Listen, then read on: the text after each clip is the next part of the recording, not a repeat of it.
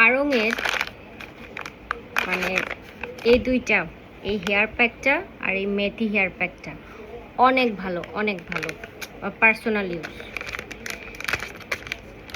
এটা যদি সপ্তাহে একদিন দেওয়া যায়, মানে যারা মেহেদি গুঁড়া বা মেহেদি কিনে ব্লেন্ড বা বাটার সময় থাকে না, ওয়ার্কিং প্লেসে থাকে, তাদের জন্য এই প্যাকেটটা অনেক ভালো।